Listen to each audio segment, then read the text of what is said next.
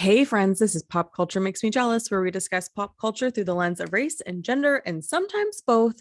I'm your host, Julia Washington, and on today's show, Christina and Mario are back, and we are talking about Easy A.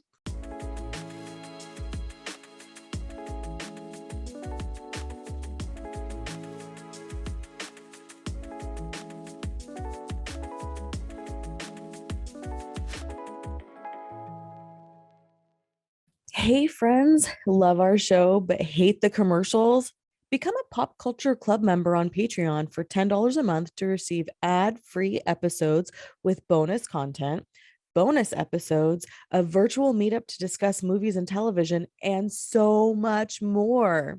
To learn more about how to become one of our Patreon pals, visit popculturemakesmejealous.com or visit the link in our show notes. Easy A was released September 17th, 2010, and stars Emma Stone, Penn Badgley, Amanda Bynes, and so many other notable actors. But before we dive in, let's get reacquainted with some of our pop culture jelly regulars. Christina K is a California-based hairstylist and photographer specializing in boudoir photos. Her philosophy, look good, feel good, can apply to every day. Mario Mello is a movie lover of all genres and often drops movie and television reviews on Instagram. Welcome, my friends. I actually really have missed our conversations. It's been a while. It has been a while. Hi, friends. It's been I've a missed while. you For a while. guys. Christmas time, I guess. Yeah, I think the Family Stone was the last time y'all stopped by. Yeah. I mean, together. Yeah. Yes. You guys Yeah, have done some other great stuff together, though, since then.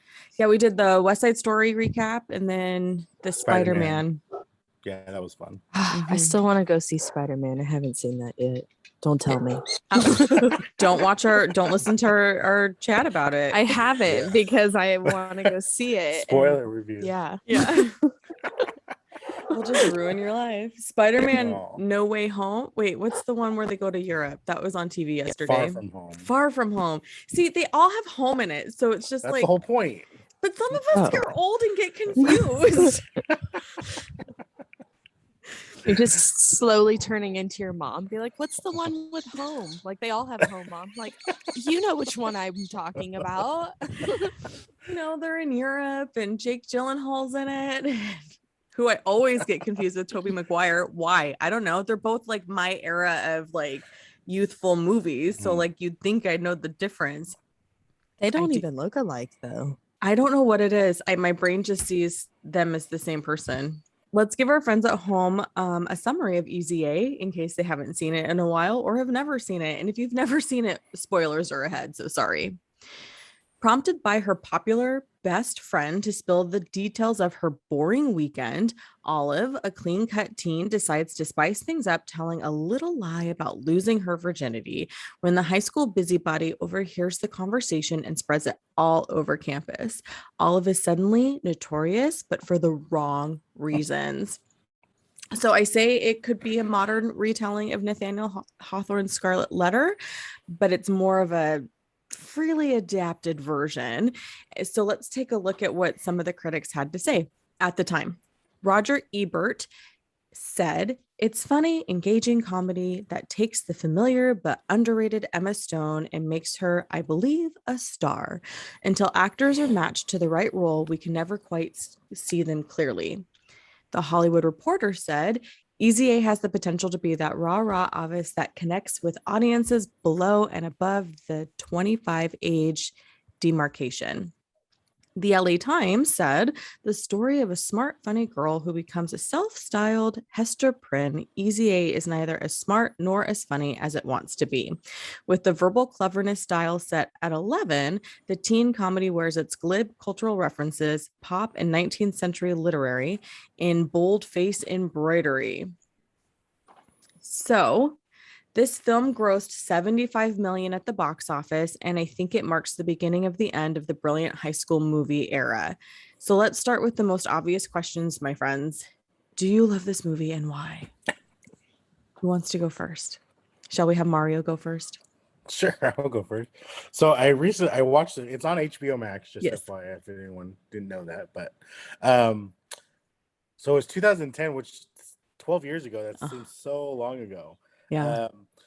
And I I'm a big Emma Stone fan, so I might be a little biased. But I love all her stuff. But this was her first like starring role, I would say, because she was in the House Bunny prior. Superbad was her first big feature film. So I always but those forget were all that. supporting characters. Mhm. So this was her first like lead role, which was kind of cool. So it's cool to see her kind of go from the supporting role to the main character, which is cool. But I do love it. It's very comedy. It's very high school. Like they have all like the little stereotypes. Yeah. The comedy was smart, and she plays that sassy, witty teenager. It's like I could totally see Emma Stone in real life being like that in high school. Yeah, totally. Snarky comebacks, or she likes everybody, Mhm. or she doesn't like everybody. But yeah, no, I liked it, and I rewatching it, just like I was like, oh man, I forgot how great this movie is. Mhm. What about you, Christina? I love this movie. I feel like this movie is such like a teen movie. Like it definitely came out when I was in high school. I was just gonna But- ask, were you actually in high school when it came out? I was a junior in high school when this came out, but I didn't realize that until you said it came out in 2010, and I was like, what? But it is definitely, I love Emma Stone in like all of her movies. I always think she plays such like a relatable character. Mhm. But I love her in this movie because she's like, you either feel like you were her at some point or you know somebody like her. Like that's the level of relatability. Like when she has her card and she just keeps like trying to sing it, open it and sing it. Like there's nothing, she's just adorable. You can't help but like love her instantly. Yeah, I love that too. When she first gets the card and she's like, ugh, this I song. hate this song. And then by Sunday night, she's like basically giving herself a concert in her room to the card. It's so funny. And her It's the grandma sends her best. $5 in cash. Like, yeah, that sounds right. It's such a grandma move It's too. such Like a here's grandma move. $10. Have fun. Don't spend it all in one place. I also love this movie, and I didn't watch Gossip Girl when it aired while it was airing like originally, so this was my introduction to Penn Badgley, and I was just like, who is this little cutie patootie? OMG. I was 26 when the movie came out, so it had like a form of nostalgia for me. And when I was watching it in preparation for our conversation today, I forgot how much she idolizes the John Hues films, which is a huge part of the theme of the movie, which is hilarious because since then, like shortly after this film's release, like around 2015, people really started getting critical about John Hughes's work and how like Jake Ryan's problematic, and like Judd Nelson is also an issue. His character in Breakfast Club is a issue, or John Bender, because he basically sexually harasses Claire in Breakfast Club, and like all these things that we forget about, that we don't pay attention to.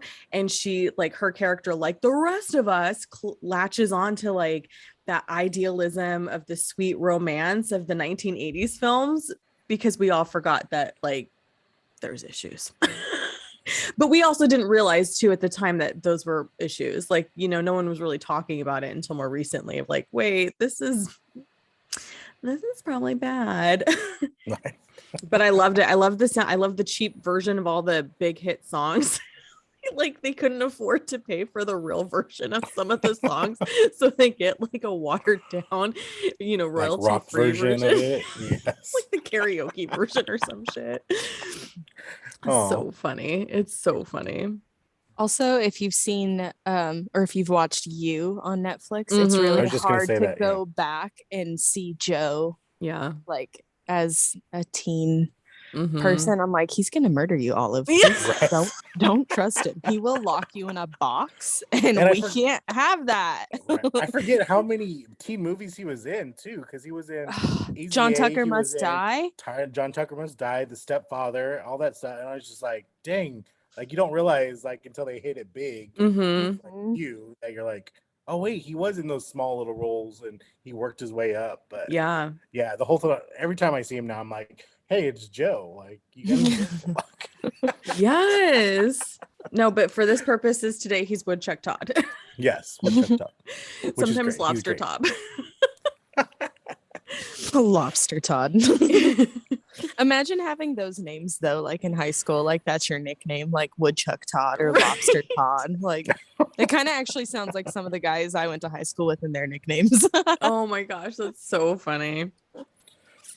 In 2018, Harper's Bazaar ran a listicle, 10 must-see coming-of-age films of the 21st century, and included Easy A stating, with scintillating wit, endlessly quotable dialogue, and affectionate homages to the cinema of John Hughes, Easy A is a potent critique of retrograde attitudes towards female sexuality.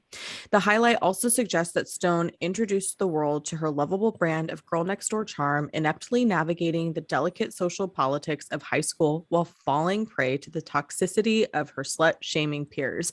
Also, I want a fucking award for saying toxicity right.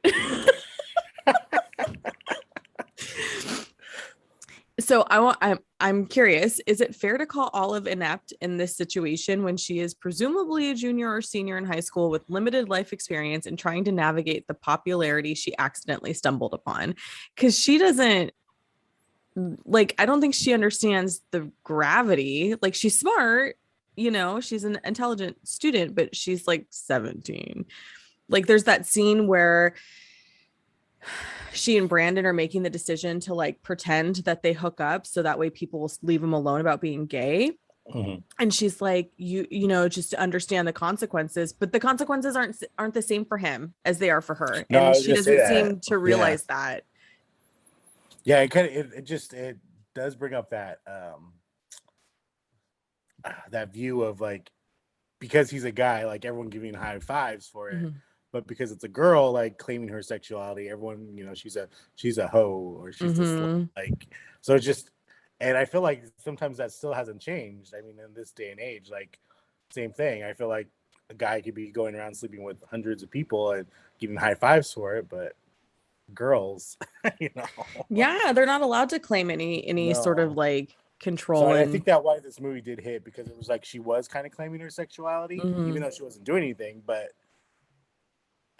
she had to be confident about it. And I think because she got in so much trouble realizing her consequences, she had to be confident, otherwise it was just gonna all fall apart. And too, there's that scene when it first sort of begins where the guy, I forget his name, they're standing at the pool and he's like, Olive, Brandon told me what you did for him. And she's like, yeah, it was great, whatever, I walked his world. And she's like, no, he told me what you really did for him, and I'm wondering if you do the same for me. And she's like, fuck off, essentially. I mean, she doesn't actually say that, but that's pretty much what the tone. And he's like, well, I don't need your permission, I could just do it. And like in that moment you're like, yeah, he could, because guys do that kind of shit all the time. And it's such like a gross thing to do too. Like, he's right. That's the worst part, is that he's right and everybody knows it. And that's where she gets like frustrated. Yep, indeed. And then too, that blurred line of like later on in the movie when the really cute guy, who I think looks like he could be Milo Ventimiglia's little brother, because he's got Jess vibes, but when they're at the when he asks her out finally and he doesn't understand that it's a ruse, like he thinks he can really give her a $200 gift card to Home Depot to go as far as he wants with her. Like he doesn't know that it's fake, but all like the nerdy guys are like, you know, it's getting street cred because it's fake. I also want to know what 17-year-old boy or girl wants a $200 Home Depot gift card. Like, very few. Yeah, very and he's few. Like, I just got my air compressor there. There's some cool stuff. Again, what 17-year-old is buying an air compressor? This one that is in shop class, Julia. Like, he found one at shop class. He's like, this is fun. You know how many balloons I can blow up all at once? But I feel like, I mean, I don't think Olive really understands the gravity of the situation she's in, but I do think she operates the way a teen would operate, or like you know, I think like when you're that age, shoot, even like now as an adult, but like for the most part, when you're that age, you think you understand a situation, or you think you have control over what it is that you're doing. until it gets too far and you realize, oh no, I don't, like, I'm in over my head. I didn't think it was going to go this way. I didn't foresee any of this kind of stuff happening. And I think that's kind of what she shows in this movie, is that she really is just like a naive teen that thought she was doing something, to help a friend out. And it went down a path she was not ready or equipped to really handle. But she did it with, like, I would say she did it with a lot more grace than most teens would. Yeah. I mean, she's clearly an intelligent person, and she clearly has a great support system at home. I mean, Rosemary and Dill win the award for being the best parents ever. The best. They're Olive, you have a suitor for me. They're so funny. Stanley Tucci's got some like hot daddy vibes in this movie that I wasn't really aware of 10 years ago, 12 years ago. Oh yeah. This time around, I was like, hey, Stanley Tucci, what's up? You still single over there? Oh man. Everyone's favorite Italian. Yep. That's him. But He's I think always great in everything he does. he really is. Oh my He god. is. He's the best part of Devil Wears Prada. That's a question. Right? That's a question for later. That was like, he's my favorite. And I'm like, Oh no, yeah. we're Okay, not we'll get there. yet. We'll get there. We're not there yet. But I also think too, like with the scene with the guidance counselor, Phoebe Buffay, that's not her name in the movie. I know. Yeah. Lisa Mrs. Griffin. Lisa Kudrow. Yeah. And how, like, we discover, spoiler alert, she's sleeping with a student and contracts chlamydia. And so the guy blames Olive because she's the easiest target. And so, the guidance counselor is like, at first I thought the guidance counselor, the first time I saw the movie, I thought the guidance counselor was genuinely having like this meltdown of like, what am I going to do? And all these things. And oh my God. And it's legal. He's 22, which is weird. I don't think that's legal though, to have, once you get to a certain, I think once you hit 20, you have to get out of high school. You age out and you go to like a continuation. Yeah. So when that was going on, even when I was in high school, I was like, that doesn't seem legal. Like, he should not be with all of these children. Right. Well, and then when she's like, I'm going to lose my job and all this stuff. And Olive's like, well, I could have chlamydia. And this time around, I thought, girl, I feel like she guilted Olive into saying that she was the one who gave it to him, which really made me mad, because not only did you abuse your power with a male student, you're now abusing your power with another student. So how many students have you abused your power with? Yeah. The manipulation, and what's worse is it is with people that don't understand that they're being manipulated, because even at the time I didn't realize that, but like watching it now, I'm like, whoa, you are abusing your power. Like, you're kind of evil. Yeah. And like your husband clearly becomes so unlikable. And like her husband clearly wants to have a relationship with her, and she pulls that her whole, husband's like, hot, right? And she pulls that, you don't understand, my marriage isn't perfect. He clearly wanted to get in your pants. Like, what? Why aren't you what has happened that you aren't reciprocating? I don't understand. He's over here putting in actual effort, and she's like, you don't get it. I just want this 22-year-old. He gets me. Like, you're having a midlife crisis, ma'am. Chill out. For real. Like, if I'm at 44 years old and I'm telling you that a 22-year-old gets me, Christina, send in help. Slapping you. Send in help. Yeah. Because that's even young. That's like, no. It's like dating your son. Ew. I mean, it's it is his peer group. Yeah, it's his peer group. It was so gross. Whenever you put it that way, that's when it gets real and it's creepy, and I don't like it. Yeah, for real. Oh my gosh. Okay. Anyway. Fine. Sorry. I just need to recover from that comment. It's fine. See, but I'm putting it in your head now. Exactly. That way you it's in the don't back need of your to go mind. through that. So Like, I wouldn't even. I struggle with the idea of dating somebody 10 years younger than me, because that means they're 10 years older than my child. Oh, see, this is where math really just screws things up. Math's always out to get us. Yep. Yeah. It's the worst subject in high school. I don't like that. And in like the way I see it is like, I need somebody, because I can't relate with a lot of people in terms of like my actual ethnic culture because I'm mixed. So like I can't date somebody who's not at least within my generational culture because I need something to relate to, right? Yeah. Like anyway, these are things I think about when I'm watching rom-coms on TV. I know, but like I just want you to find like a beautiful mixed man, and then you have that in common, and like you a would younger have, like, version of other Lenny stuff. Kravitz, because Lenny Kravitz is too old for me, which is really sad, but because his daughter's 4 years younger than I am. So when you, again, age, math, context, but like a younger version of Lenny Kravitz would be good. Okay. I don't know. I know who Lenny Kravitz is, but I cannot picture what he looks like right now, and it's bugging me. He has Oh the my God. dreads. When we're done, I'm going to send you his Insta and you're going to be like, yeah. Or at Just least gonna be pissed off.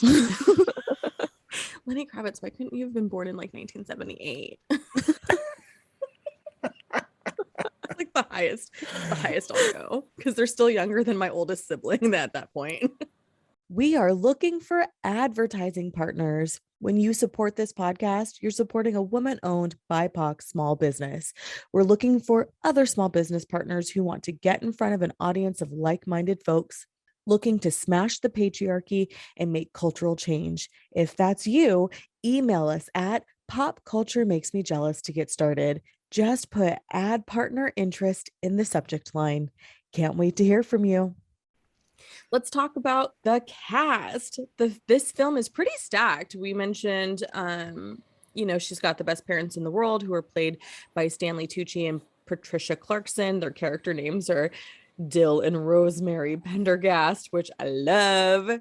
Penn Badgley. I just realized they're both herbs. Yes. Oh, wow. They're herbs. Sorry. And then they have an olive, and I forget what the little brother's name was. And she mentions an older brother too, whom we never meet. Yeah. He's in college or something. Yeah. Penn Badgley, as we mentioned earlier. Amanda Bynes. I think if I remember correctly, this was Amanda Bynes' resurgence because she had retired for a little bit and then she came back for this movie. And then Dan Bird as her classmates. We mentioned Lisa Kudrow already, and Thomas Hayden Church plays her husband. They're the school guidance counselor and Olive's favorite teacher. Even Fred Armisen has a cameo. So they all have a major role to play in Olive's journey during this movie. So I want to know, do you think this film was appropriately cast? And then also, who's your favorite character and why? So answer all three questions right now. All three questions at once. At once. Okay, So- Mario, you start. Yeah. So I was looking up because watching this movie, it reminded me how much I missed Amanda Bynes, because I used to be an Amanda Bynes fan. I thought What a Girl Wants? Yeah. Mhm. What I Like About You. She's the man. show. Yeah. She's the man. Such a good one. So this was her last movie before she retired. Oh, okay. Yeah, Thank 'cause you. She had just done Okay. because she had just done Sydney White a couple years ago, which wasn't that big, but then she had done Hairspray the year prior to that. Oh, I loved Hairspray. And then she had just finished up with What I Like About You with Jenny Garth on I think it was the WB show. The I WB forgot about that yeah. show. Yes, That was a good show. Didn't they used play to be my jam. sisters? Yeah, they were sisters. Yeah. So watching this, I was like, oh man, I miss Amanda Bynes. Like Mhm. the Amanda show way back when on Nickelodeon. Yes. She's so good. So she went crazy for a little bit, but I mean, as we It's a all lot of find out, pressure to be it's pressure, yeah. that famous and that rich, that young. Like, that's hard. Yeah. So seeing her on there, I think at the time this cast was like perfect. Like Mhm. they were all in there, like known for teen movies, and like Stanley Tucci and Patricia Clarkson are a little more veteran compared to the other ones, but they're still so good in it. Mhm. A favorite character. Her mom is like, I used to date a gay man once, no judgment. And she's like, please don't say it's dad. And then like a couple minutes later, he's like, I used to be gay once. And you're just like, oh my God. Like out of a teenager's mind, this is not a conversation you want to have with your parents, right? As an adult, you're just kind of like, what? But like, you can see like if through a teenage lens, this is the most horrifying conversation that you could ever have with your parents.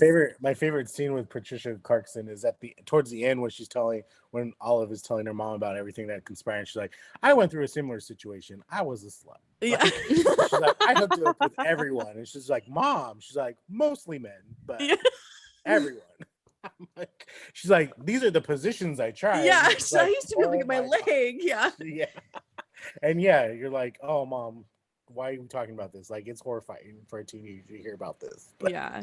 Anyway, even as an adult, I feel like I would want to hear about this. I'd be like, no, I'm good. There's never a time you want to hear about your mom's sex life. It's never good. It's never. It's never. Sorry, Mario, I cut you off. So who was your favorite character?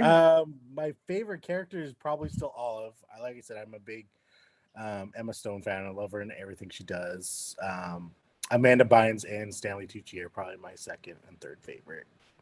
Amanda Bynes is such a bitch. She's just but she's a good Olive. That's your name, right?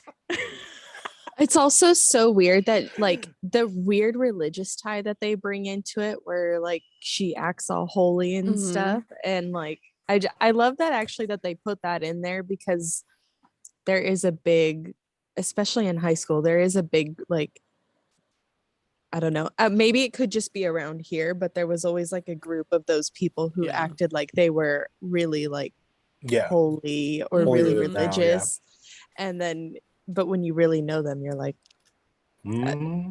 side eye all day. Like, I saw what you did this weekend. Yeah, I see what you do when you're not being holy. Yeah, Amanda Bynes' boyfriend boinking the guidance counselor.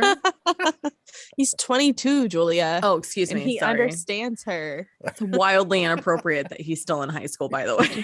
It's also wildly inappropriate that he's dating a high schooler. Like, yeah.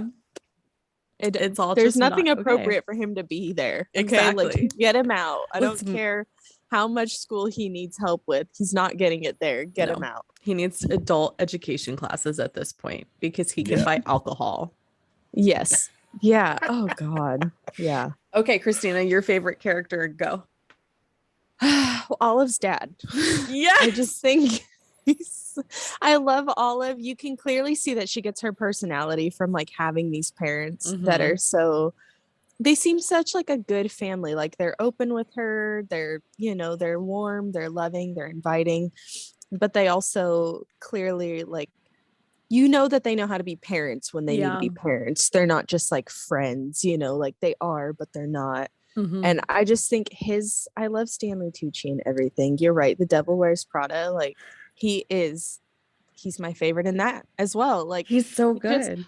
Anything you put him in, he takes on that role. So like he encompasses that character, and you just believe like that this person exists, and you always want to know them, and he's great. And I love when he with her little brother and they're in the kitchen and he's like, what?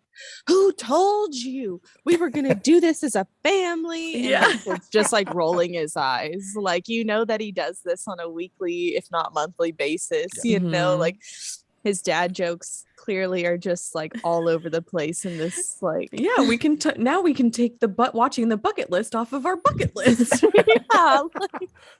He's only saying stuff to make himself laugh, and that's why I think I love him so much in this movie, because it's like he's like the ultimate dad. I want to see them as like if their kids played sports, like them going to the sports games, because I could see them with like big old signs and like just being those overreacting parents to everything. Yes. Like, but also not knowing how the sport works at all, like being so into it, like go Olive, and then like looking at like his wife and being like, I don't know what just happened, but I think it was good. He's secretly rooting for the other team because he just doesn't know what's going on. And he's being supportive. Oh man, I think my favorite character is Woodchuck Todd, because he's just super chill. Because his name's Woodchuck. Yeah. He's just like, here I am doing my thing, like doo-doo-doo, but he's not doo-doo-doo, you know what I mean? Like he's just super chill, just kind of like, we all have to be in high school, so I'm just gonna do what I gotta do. Yeah. He seems, and he's respectful. Yes. He also seems oblivious, not in like Okay. a naive or oblivious way, but like oblivious in the sense that he genuinely does not care what his peers are doing. Yeah. Kind And of way. we'll dive into that a little bit more in a second. I messed it up a little bit because I said Chuck Todd. So we want to talk about him, but we're going to talk about him in a little bit. Joe. Yeah. Oh, Joe. Joe. Oh, Joe. Oh, Joe.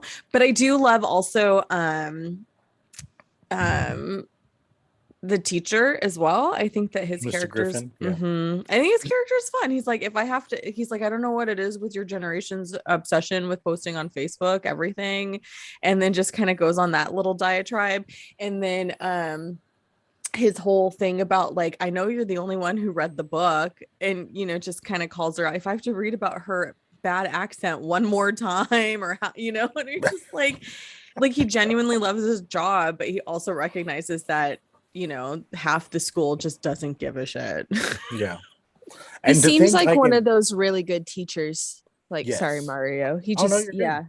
he seems like one of those really good teachers who cares about his students, who actually put in effort, but he's not like, he does not borderline creepy at all. Like, he genuinely is like, he's like an uncle or dad figure, like in the classroom. Doesn't abuse power like his fucking wife. Yes. I'm sorry, Mario. What were you gonna say? I was gonna say, I just thought it was funny about that Facebook thing too, because I always get, you get the memories back in Facebook and stuff like that. And in 2010, that's what you would do. You would just be like, I'm going shopping, or I need to go to the grocery store. Like, and he says, he's like, who cares? Like, and I'm thinking, when I read them, like my own ones, I'm like, oh, I really put that? Yes. Like, who really cared about that? Like, this is so embarrassing. I can't believe I documented this. And again, that's in 2010. Like 12 years ago doesn't seem that long, but it was a long time. And like how we've evolved from there. And you're just like, oh man. It's very embarrassing. I didn't like that you said it was 12 years ago. I was like, wow, way to put that into perspective. It was 12 years ago. I still can't. In my mind, I was like, yeah, I was in high school like 2 or 3 years ago. And I'm like, no, you weren't. You're about to have a baby. Like, you're grown up now. Christina, I feel your pain. I feel your pain whenever I think about like, oh, my high school graduation was 20 years ago. I don't feel like I look old enough for that. But then also I have a human child graduating high school. I don't know where the disconnect goes in like my brain. And I remember my parents always tell me about that. They're like, it will not feel like time's going by that fast once you graduate. Yeah. And I'm like, and I think it's because in school you're so like regulated by that 1 year. That 1 year means so much. It has you have so those much markers, right? Like, and you have the finality every year. Yeah. You have the finality of the end of school. You have the beginning of school. You have spring break, winter break, all those things that sort of segment your high school experience. When adulthood, it's like, oh shit, it's Christmas already. Didn't we just have Christmas? Yeah. I was like, oh my God, we're gonna, like, I noticed that when I'm leaving work now, it's starting to be, there's still light outside. So I'm locking the door, and which is my favorite. I'm like getting all excited, but I'm like, oh my gosh, like, how are we already into like the new year? How's it going to be spring again? I feel like it was just like spring last year. Like, I don't, it makes no sense. And that, I don't get that. Just wait until that human child is walking and talking. And one day you're just like, how the fuck did you turn 5? Well, yeah, I just like, we get Aiden back, like every time we get Aiden back, I look at him because he's gone for 2 weeks, and then we have him for 2 weeks. And it's like, when he's gone and he comes back, sometimes he'll hit a growth spurt. And I'm like, wait. And then you get like this weird like flashback of like when I first met him, and I was like, he had a different voice when I met him. Yeah. So he had a different set of teeth when I met him. Yeah. Like, and you just sit there and you're like, how did that go by so quickly? But it also felt like it was like I met him, just a couple months ago. It is so weird. Yep. So my two best friends from high school, we all FaceTimed the other night, and the one gal has a 5-year-old. I think, is he 6 now? Shit. Anyway, he's cute, but he's still kind of, small child. And so he's like in the FaceTime with her and we're chatting and it's the cutest thing ever. I've never met this human child in person. We've only ever met over video chat. So then I turned the camera to my child and she's like, who is that man sitting on your couch? It's the 22-year-old I'm dating right now. Right. You know?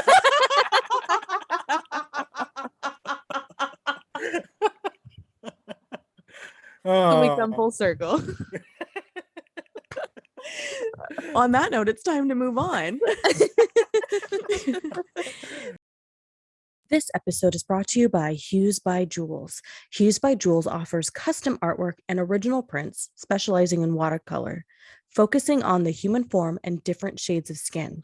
If you're looking for that perfect gift for a birthday or have a special memory you'd like to commemorate, visit Hues by Juls on Instagram or find the Etsy shop of the same name.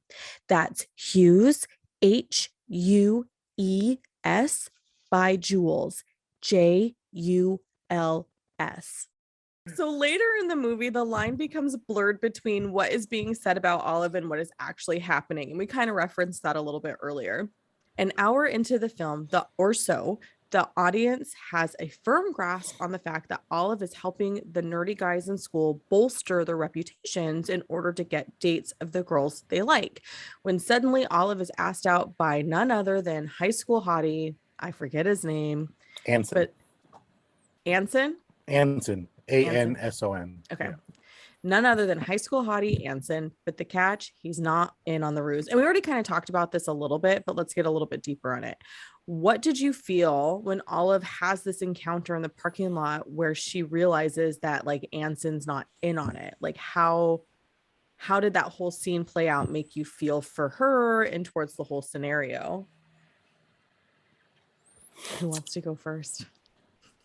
For me, I feel like that's when she kind of realizes that's when she realizes she's in over her head. Mm-hmm. Like that for her is the turning point of going, I'm not in control of this like I thought I was. And it makes me feel sad. And it also, again, like it's relatable. Like, I mean, I think we all have those situations in high school where you think, you know, you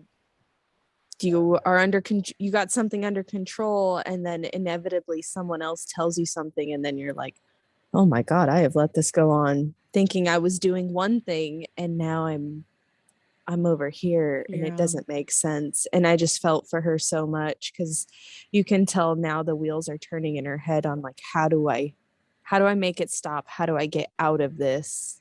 And it's at the same time, I believe, that she's starting to realize that she still has her feelings for Woodchuck Todd. Yeah, I was gonna say very similar. I feel like at this moment she's like, man, they actually really do think they could. I'm a hoe. Like, it's not an act anymore. Like everyone really thinks that, and I think, like Christina said, like she's gone a little too far. I think it is a reality check to guys too, because like, you know, guys don't take no for an answer sometimes, and in this scene she had to tell him no 4 or 5 times before she actually got him off her, because he was like, oh no, you got this, like, you know, she's gonna, because of all these rumors, like, oh, she's just playing hard to get, I'm just gonna keep forcing myself on her until she, you know, relents. But you know, finally she's like no, and you know, gets out of there. But so yeah, that's a really good point, Mario, because it brings into that conversation, right? Like there's that conversation that happens whenever somebody is in a situation where they're like, you know, taken advantage of. And this whole idea of like, well, she was asking for it kind of concept. And like, to me, that's kind of what it felt like Anson was sort of insinuating. Like, you're doing this is what you want, but it's not what she wants. Like, she's not allowed to have autonomy and a say in the situations, because now she has this reputation of being sort of, you know, not being sort of being this type of girl who does things for money. And it sort of like breaks my heart, because it highlights too just how like a girl can't really have, or a woman can't really do what she wants herself without somebody potentially stealing her autonomy away from her. Mm-hmm. And that's been something that women have been dealing with for centuries, because we used to be property. And now it's just seeing it in 2010 in that way, where you're just like, God, like, she, like Christina said, she thinks she's in control. And yet now we have another scenario. The first scenario was the boy at the pool who's like, I can say whatever I want anyway, I don't need your permission. And now this scenario where he's like, I paid you. And she's like, throws the gift card back at him. No, you did not. Sorry, now you didn't. And it's just, I don't know, sad in a way that the mentality sort of shifts of like, they're a lesser person because they're doing these things. Like, I wouldn't do those things, but I'm not going to be like, girl, I'm going to be like, please tell me you're being safe. Like the guidance counselor did when she didn't believe her and was trying to give her a handful of condoms. Also, like, it always makes me sad, especially now that we're at a point where we're really like, I feel like women are finally really calling that out, that kind of behavior out. It makes me sad that for so long, even in movies and media and stuff, we've portrayed this message that is like, oh, it's just normal for men to keep asking, and you just have to keep turning them down because men don't take no seriously the first time. But then on the flip side, if a guy tells you no, and if he has to tell you a second time, you're crazy. Like the woman is crazy. But if a girl has to tell a guy 4, 5, 10, a dozen times no, then that's just how men are. And it's like, we're constantly perpetuating this idea that men don't grasp the concept of no, or they just don't grasp the concept of no when it's coming from a woman. And that's such a gross it's such a gross practice to even put out in media for, you know, like teenagers or young girls to see, because then you get to, you know, your 20s when you have that more confidence and stuff, and you do start to speak up, and you're like overly frustrated now because you're like, how many times do I need to say no for you to understand it? And now you're a bitch, or you know, you're this or that. And it's like, I really hope, and it seems like we're finally shifting, but I really hope that the shift moves quickly and becomes a bigger thing where it's like, we don't keep perpetuating this idea that men are allowed to just keep pushing their agenda before, like, and or that you don't need to have a big reaction. Like, you should be able to say no and that be the end of it. Absolutely. There are still women in my generation, the older millennial generation, you know, where, because, you know, we're encouraging women come forward, speak up, speak out, but there still really isn't a whole lot of support on a micro level. You know, on a bigger level, it's like, we support you and there's all these things and we'll stand by you in solidarity. But on that smaller level of, okay, so I just came out and said X happened to me by this person, and now there's no immediate support to help me get through whatever public scrutiny is going to happen. And so you still have women, even though, you know, we'll stand there and say, like, it's important for women to speak out about these things that happen to them, and, you know, accountability, and like, let's do better and all these things. You still have women my age who have had these experiences, and we're just unwilling to discuss them because we don't want to go through the trauma again. We don't want to be publicly scrutinized. We don't want our lives ripped apart and completely judged. And it's like, at the end of the day, it shouldn't matter my lifestyle, who I am, or what I've done. The point is I told that person no, and they still did it anyway. That's what needs to be judged and mattered. But that's not the society that, you know, and we are shifting away from that, like you say, Christina. But it's so interesting to me to see like younger women having no problems being like, fuck that guy, this is what he did. But women my age are like, well, I'm on the fence, I don't really know if I want to like actually. And then the generations ahead of us as well, like they just wouldn't say shit of it. They're just like, they brush it under the rug so quickly, like, I mean, that's just how we acted back then. And you're like, no, that shouldn't be okay. I mean, like, I know someone who's around like my mom's age, you know, like she's in her early 50s, and she was back in the dating pool, and like listening to the stuff that she was like, oh, you know, like the guys that she was dating and stuff that she kind of like puts up with. And I'm like, you know, that's not okay, right? Like, you're allowed to say no, or you're allowed to say you don't like that. And she's like, Or like she made a comment like, oh, like I have to build up the courage to tell him I don't want to do this. And I'm like, you have to build up the courage to say you don't like something. Like, but those generations were never taught or encouraged that their voice mattered as much. And it's just like, I guess I'm excited that I'm a part of the changing generation, but I hope to God like that my daughter doesn't have to. I hope she's just walks up and just like, no, I don't like anybody, you know. Yeah.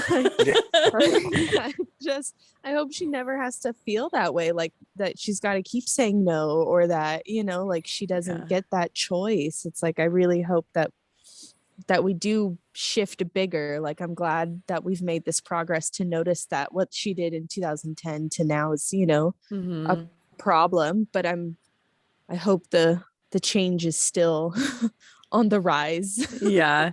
And also, can we please stop teaching the Scarlet Letter? Because I feel like we're getting the wrong message put across on that story. Like, unless you're going to like look at it through a different lens than what we're currently teaching it through, we just need to stop.